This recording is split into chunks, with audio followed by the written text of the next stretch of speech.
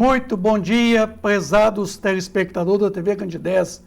É com muita alegria que o programa Nova Era está de volta nesse sábado para mais uma edição do seu programa Espírita.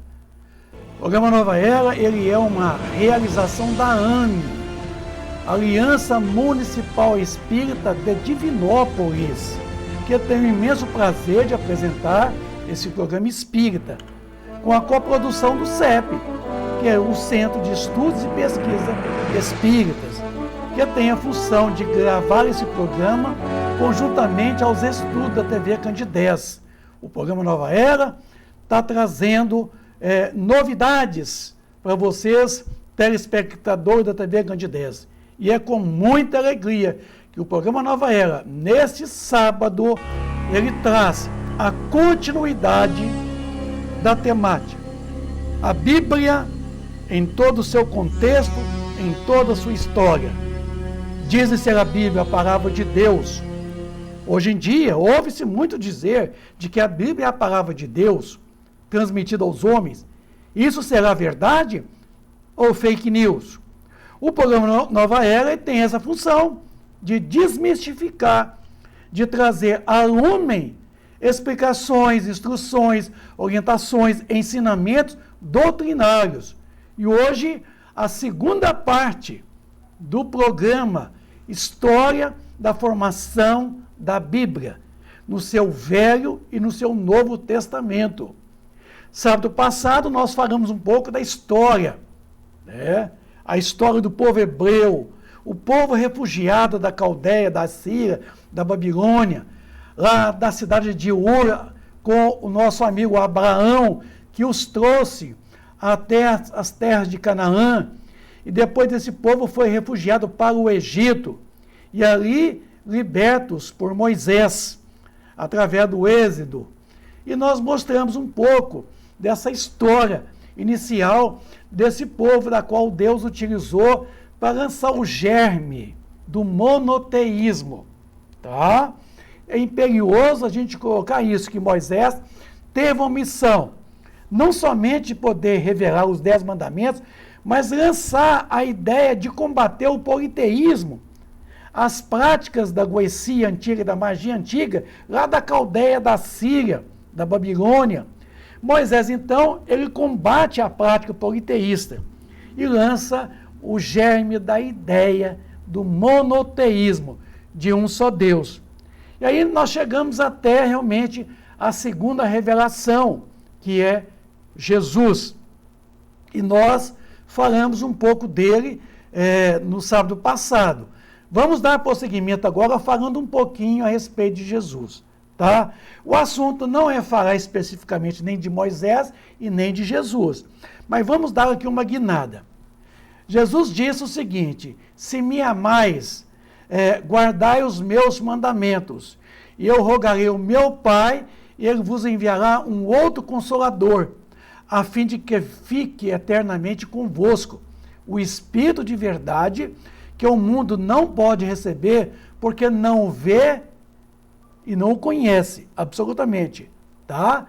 Mas, quanto a vós, conhecê-lo-eis, quer dizer, quanto aos apóstolos, conhecê-lo-eis, porque ficará convosco e estará em vós. Porém, o Consolador, que é o Santo Espírito, que o meu Pai enviará em meu nome, vos ensinará todas as coisas e vos fará recordar tudo o que eu vos tenha dito. Então, Jesus, de uma certa forma, ele nos traz essa grande mensagem, esse grande consolo, né? Porque ele falou por parábolas, ele falou de forma muito alegórica, ele nos trouxe a boa nova que nós vamos discorrer a respeito dela. Mas o povo não tinha maturidade para poder receber tamanho conhecimento naquela época. Mas ele promete aqui esse Consolador, tá? E vamos então agora discorrermos um pouco a respeito da Bíblia, tá? A palavra Bíblia vem do grego, tá?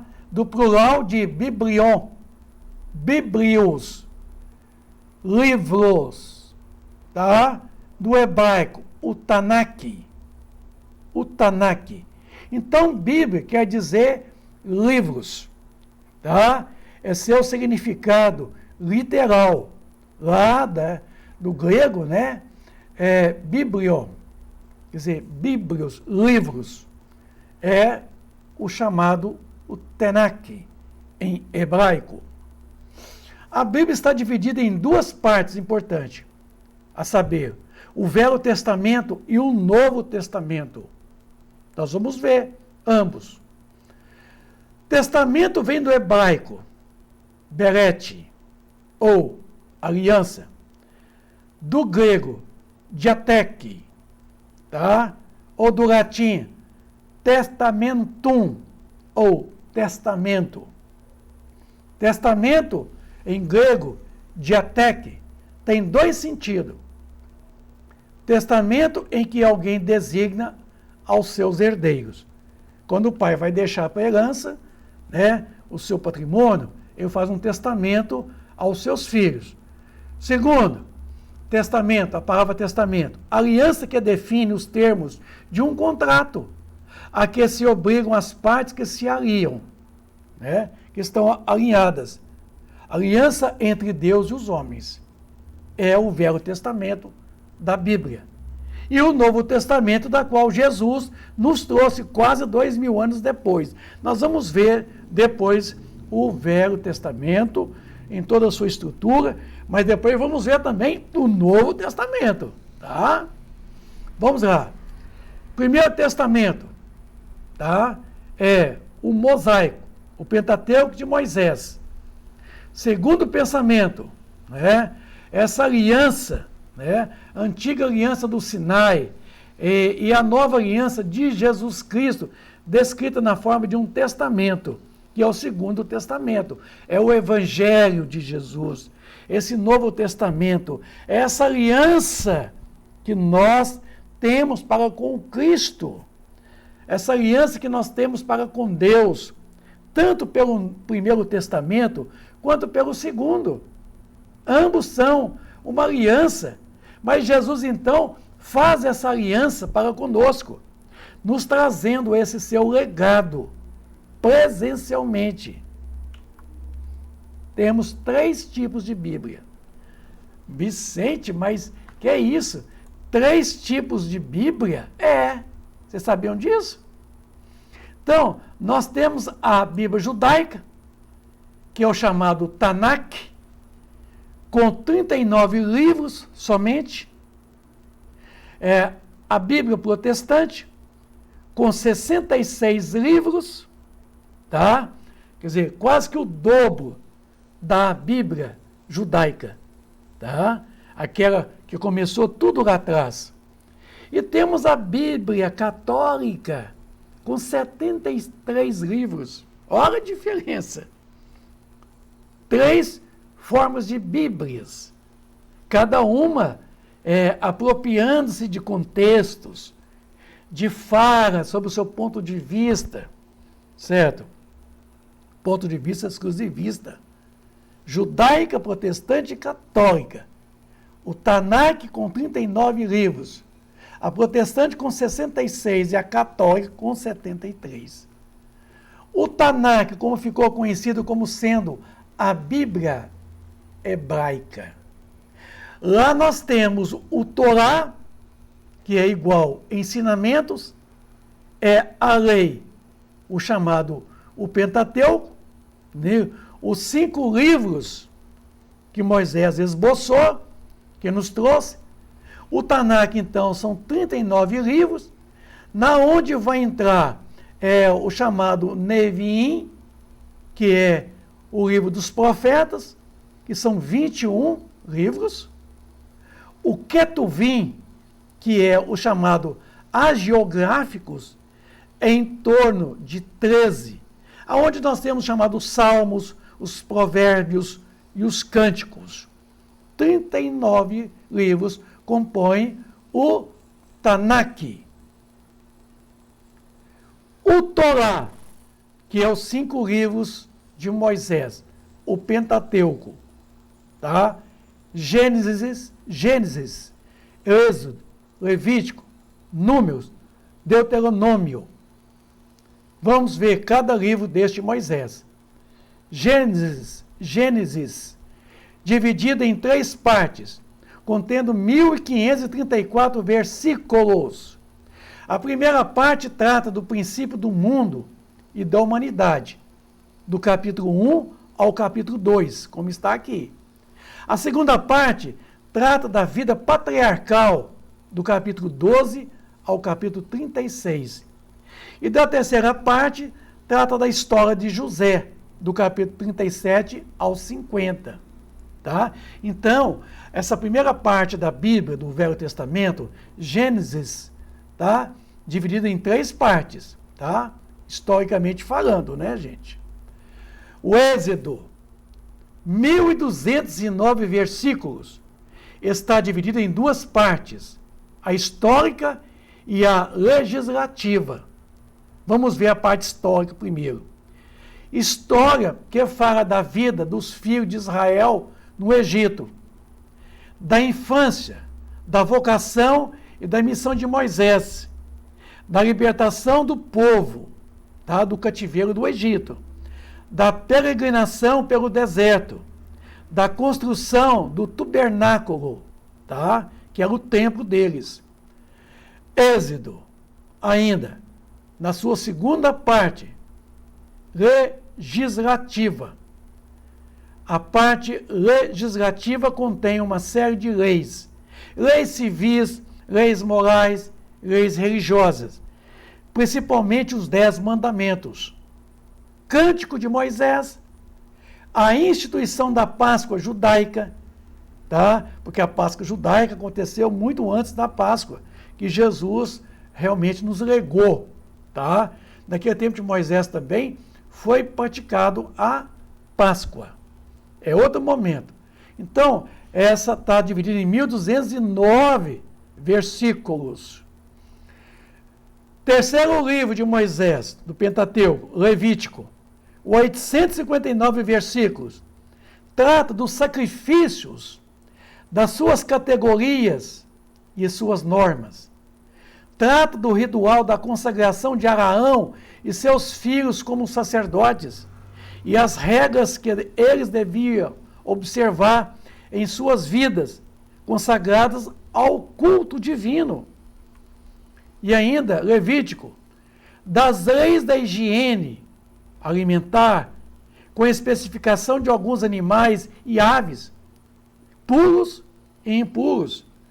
As leis de pureza e seus ritos impostos aos sacerdotes, a impureza da mulher e a identificação do leproso e suas enfermidades consideradas impuras.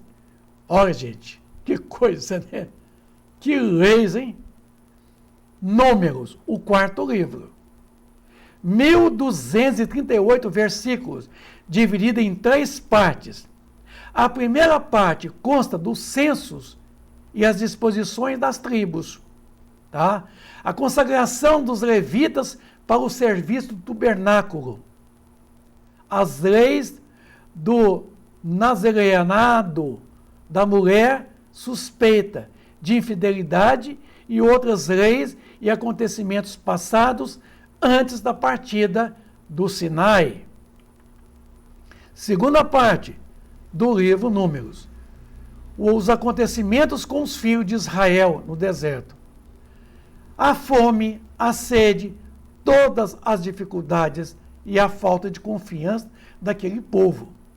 A rebelião de Coré e sua gente. Algumas leis e, por fim, a falta cometida por Moisés e Araão nas águas do Meribá. Terceira parte do livro Números. Os acontecimentos até a chegada dos israelitas às margens do rio Jordão. A morte de Araão, que é o irmão de Moisés, a criação da serpente de cobre, a vitória sobre os reis de Silom. Deuteronômio, o 5º livro do Pentateuco de Moisés, 995 versículos. Discurso de Moisés ao povo israelita, exortando a observação das leis divinas, indicando os castigos ao que transgredirem e as promessas de deuses aos que escolheram a senda da própria vida. Contém as bases da religião israelita e da sua filosofia. Contém a proibição dos ritos pagãos do politeísmo, a prática que Moisés condena a evocação dos mortos e não do espiritismo, como pretende algumas traduções bíblicas, tá? Das adivinhações e profetismo, da qual Moisés foi combater aquela prática desregrada do fenômeno mediúnico que hoje nós chamamos de quê? De mediunidade, tá? Foi o excesso, foi o desregramento, foi o uso indevido, distorcido do fenômeno mediúnico, que da qual Moisés proibiu, certo? O mercantilismo travado com os espíritos, os excessos de toda a ordem, a procura das pitonias, dos oráculos, para poder saber da vida afetiva, saber dos negócios. Foi isso que ele proibiu. Ele jamais proibiu o ensinamento que veio de todos os tempos e que ainda vem até hoje dos espíritos. O espiritismo, vamos encontrar ele lá no velho judaísmo, tá? Lá no judaísmo. Porque o judaísmo ele veio da inspiração dos espíritos aos profetas. Então, tudo que é oriundo dos espíritos é espiritismo. Então, lá no judaísmo já estava presente o espiritismo. Tudo vindo dos espíritos. Não havia ainda a doutrina espírita, que só veio 4.000 anos depois, tá, de Moisés.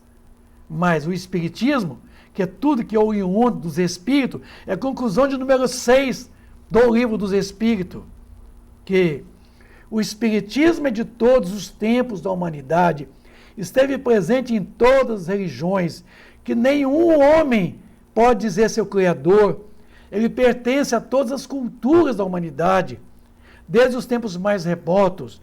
Inclusive, ele está em todas as religiões, com mais propriedade ainda no catolicismo, das quais os princípios básicos do catolicismo são princípios básicos também contidos na doutrina espírita.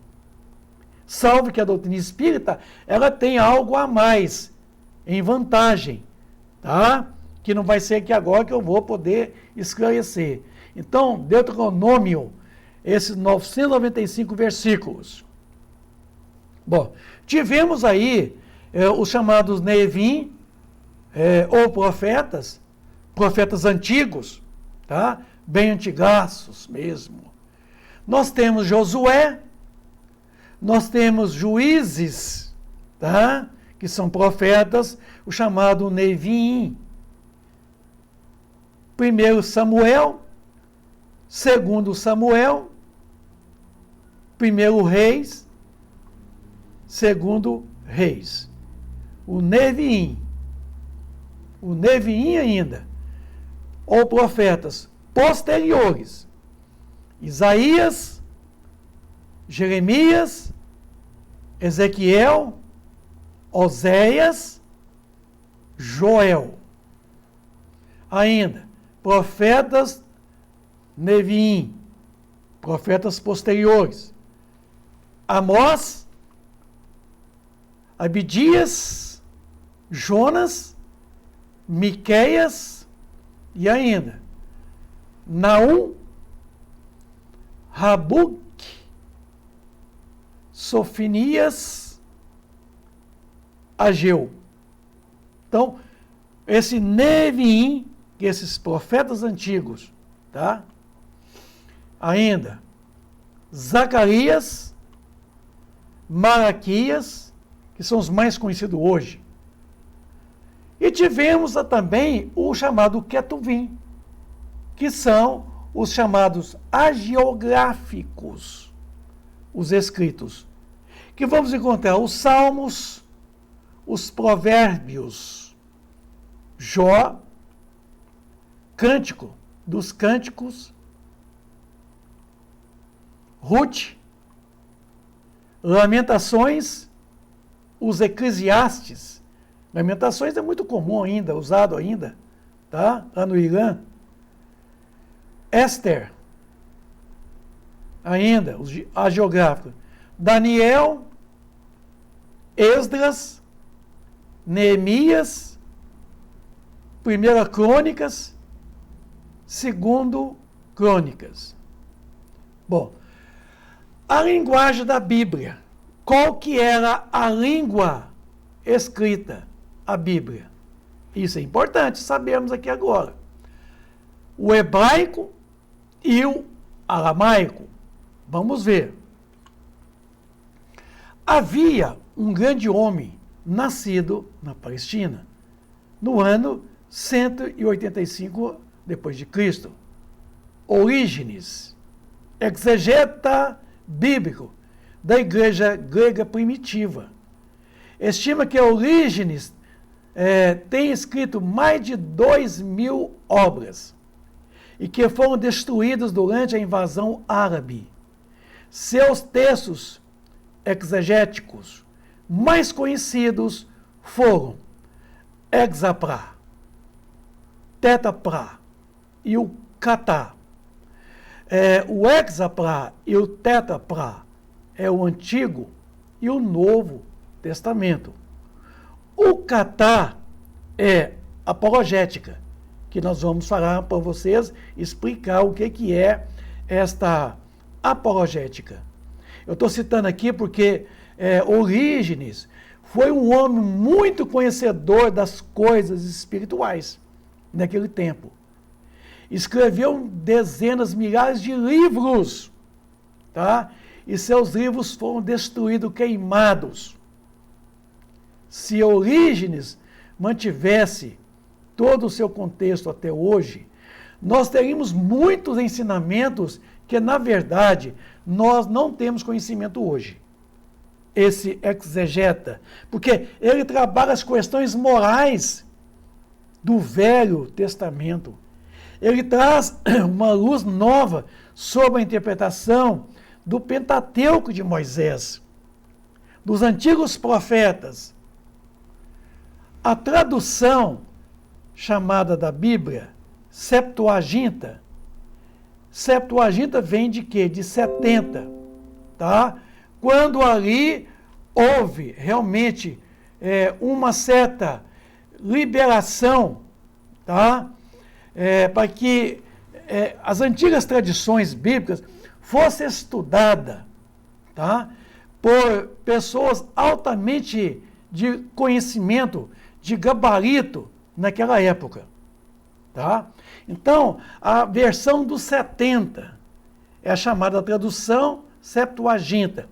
Foram 70 homens estudiosos que analisou os textos bíblicos e nos trouxe a interpretação literal e exegeta, na onde Orígenes deu uma grande contribuição para nós. Nós vamos ver depois a essas traduções como é que se deram.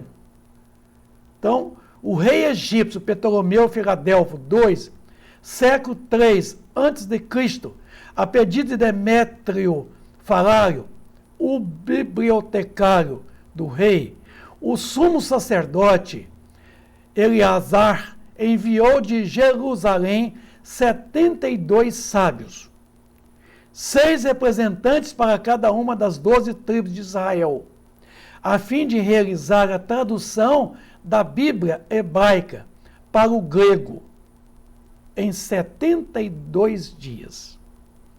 Por 70 sábios, conhecedores das leis humanas, né, e aquelas traduções bíblicas de profetas antigos e do próprio Pentateuco de Moisés.